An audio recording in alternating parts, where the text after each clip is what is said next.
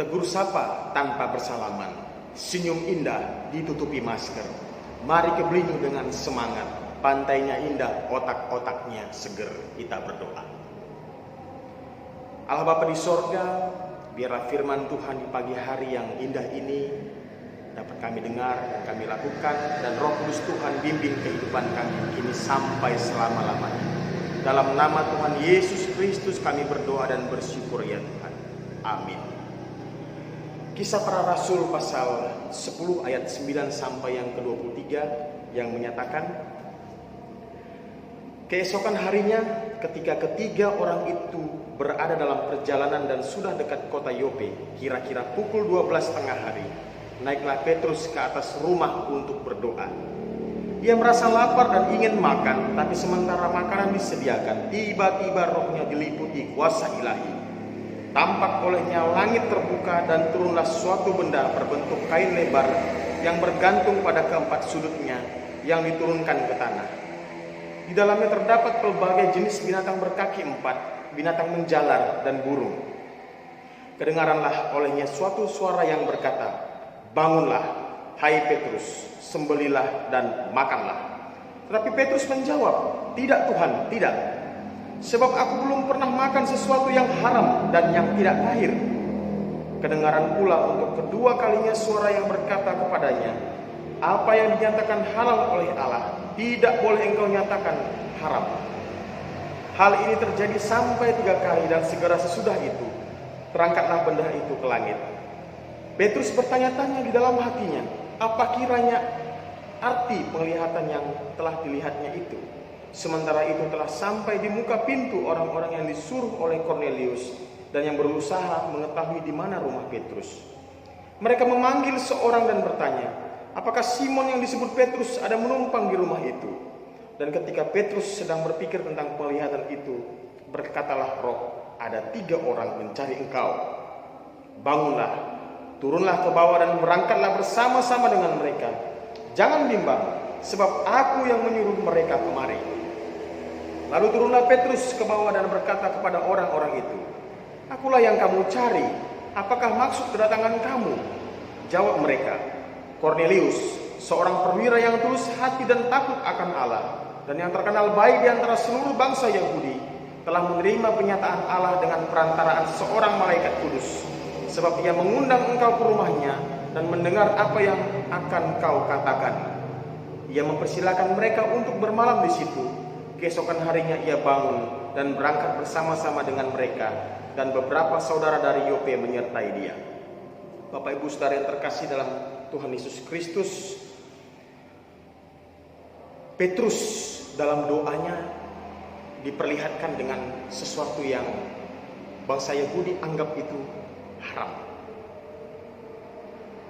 Diperlihatkan di ayatnya yang ke-12 tadi, jenis binatang berkaki 4, binatang menjalar dan burung, ya, diperlihatkan. Lalu Allah katakan, "Ayo sembelih, makan." Petrus jawab, "Tuhan, aku tidak pernah makan sesuatu yang haram." Ya. Allah katakan, apa yang Allah nyatakan halal, jangan engkau nyatakan haram. Nah, Bapak Ibu Saudara yang terkasih dalam Yesus Kristus, dia bertanya-tanya, sebenarnya ini ada apa? Ya, sebenarnya ada apa? Ya. Dan ternyata ketika ada orang yang mencari dia, ya, 3 orang yang diperintahkan oleh Kornelius, ya, di ayatnya yang pertama, pasal 10 ayat yang pertama dikatakan, di Kaisarea ada seorang yang bernama Kornelius, seorang perwira pasukan yang disebut pasukan Itali. Dia saleh dan seisi rumahnya takut akan Allah. Ya. Allah mau mempertemukan Kornelius dengan Petrus. Ya. Kornelius diberikan penglihatan, Petrus juga diberikan penglihatan untuk mempertemukan dua orang yang berbeda ini, Bapak Ibu Saudara. Ya. Karena anggapan Petrus bahwa Yahudi adalah bangsa yang diberkati, Yahudi adalah bangsa yang dipilih oleh Allah, ya, bangsa Israel ya Bapak Ibu, maka bangsa ini harus menyatakan keselamatan yang diberikan Allah kepada bangsa-bangsa lain. Bukan untuk disimpan sendiri. Apalagi menganggap orang lain kotor, orang lain gak selamat, hanya bangsa Israel yang selamat. Ini rahasia ini yang mau diungkapkan oleh Allah, bahwa Petrus jangan menganggap diri atau bangsanya atau orang lain itu tidak bisa diselamatkan, atau orang lain itu kotor, hanya bangsa Israel yang diberkati. Nah, Bapak Ibu Saudara yang terkasih dalam Yesus Kristus, pada akhirnya nanti mereka akan bertemu. Ketika ketiga orang ini bertemu dengan Petrus, Petrus menyambutnya dengan baik dan mereka akhirnya bertemu. Nah, Bapak Ibu Saudara yang terkasih dalam Tuhan Yesus Kristus, menerima satu sama lain telah dilakukan oleh seorang perwira dari Kaisarea, yakni Kornelius, dan Petrus dipertemukan juga dan sebaliknya Petrus dipertemukan dengan Kornelius tentunya. Ketika perbedaan itu bertemu, Bapak Ibu Saudara, ketika tidak ada kecurigaan, ketika tidak ada kebencian, maka yang hadir hanyalah damai sejahtera, bertemu dengan satu sama lain dalam perbedaan.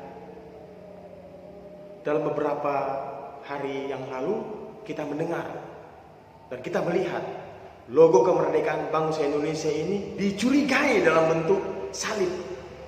Kemudian ada salah satu tokoh agama tentunya menyatakan bahwa logo ini, logo salib dan logo salib ini menghambat ataupun menghilangkan atau mengurangi rasa kebangsaan sebagai rakyat Indonesia untuk menyambut kemerdekaan ini, Bapak Ibu Saudara. Bahasa itu kemudian diklarifikasi oleh satu ustadz yang menyatakan dengan iman baiknya, yang mengatakan bahwa itu bukan logo salib, itu merupakan desain yang diberikan ataupun dibuat oleh anak-anak Indonesia, karya anak-anak bangsa katanya gitu ya, sehingga jadilah logo ini yang memiliki makna yang sangat mendalam. Ya, tolong jangan menyakiti saudara-saudara kita umat Nasrani dengan mengatakan salib, kemudian salib itu menghambat rasa kebangsaan. Ini tidak baik. Jangan ada kebencian, jangan ada rasa curiga, kata Pak Ustadz itu dengan iman baiknya. Saya senang sekali mendengarnya, Bapak Ibu Saudara, ketika ada klarifikasi seperti itu. Dan saya lebih berbahagia dan bersukacita tidak ada satupun orang Kristen yang marah oleh karena pernyataan tokoh agama yang awal tadi yang mengatakan bahwa logo salib itu di logo kemerdekaan Indonesia tahun 2020 ada logo salib, dan logo salib itu bisa menghambat rasa kebanggaan kita kepada Indonesia, mengurangi rasa kebanggaan kita atas kemerdekaan di tahun 2020 ini. Nah, itu Bapak Ibu Saudara. Jadi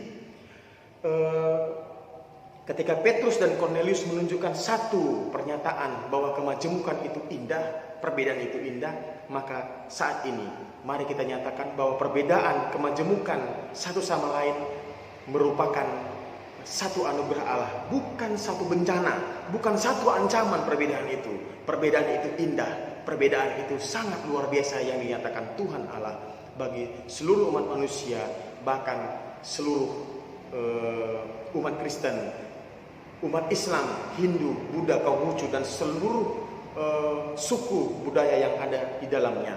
Perbedaan adalah indah. Mari menerima satu sama lain. Tuhan Yesus memberkati kita. Amin. Mari kita berdoa.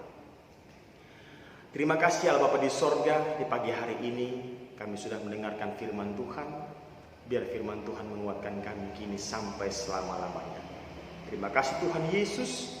Ini doa dan permohonan hamba-Mu agar kiranya firman Tuhan menguatkan kami sebagai pendengar dan kami melakukan firman Tuhan itu di dalam kehidupan kami. Dalam nama Tuhan Yesus Kristus inilah doa dan permohonan hamba-Mu. Amin.